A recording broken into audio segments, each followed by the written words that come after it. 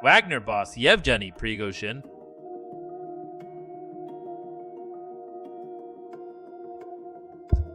who led a short-lived armed rebellion in Russia last month, is in Russia and not Belarus, the leader of Belarus says. Prigozhin's whereabouts have been a mystery since he was seen in southern Russia during the mutiny. Under a deal to end the standoff, charges against Prigozhin were dropped, and he and his fighters were to be allowed to move to Belarus. Belarus leader Alexander Lukashenko helped broker the deal. Just over a week ago, Mr. Lukashenko, who has ruled Belarus since 1994 and is widely thought to have rigged 2020 elections to maintain power, said Prigozhin had arrived in Belarus. But on Thursday, Mr. Lukashenko told reporters, as for Prigozhin, he's in St. Petersburg.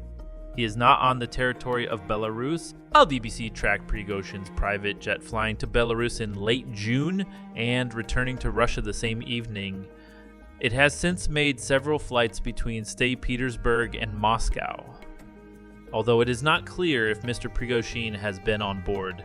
The BBC also can't verify Mr. Lukashenko's claim about the Wagner leader's current location. On Thursday, Mr. Lukashenko added that, as far as I know, the rest of the Wagner fighters were still at their bases, which could include eastern Ukraine or a training base in Russia's Krasnodar region. The Belarus leader said an offer for Wagner to station some of its fighters in Belarus, a prospect that has alarmed neighboring NATO countries, still stands.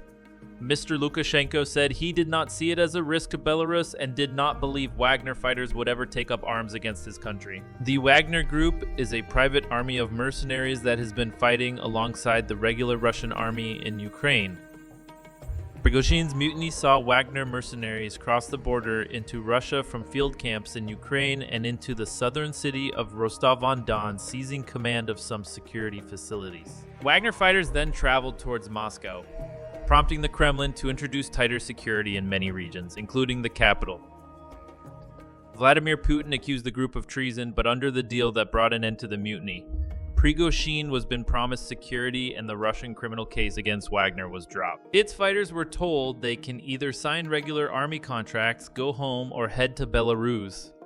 In his previous statements to journalists, Mr. Lukashenko said Wagner mercenaries had been offered an abandoned military base if they wanted to join their leader. Recent satellite images have shown what looks like tents being erected at a former military base close to Minsk, but there has been no sign yet that this has happened.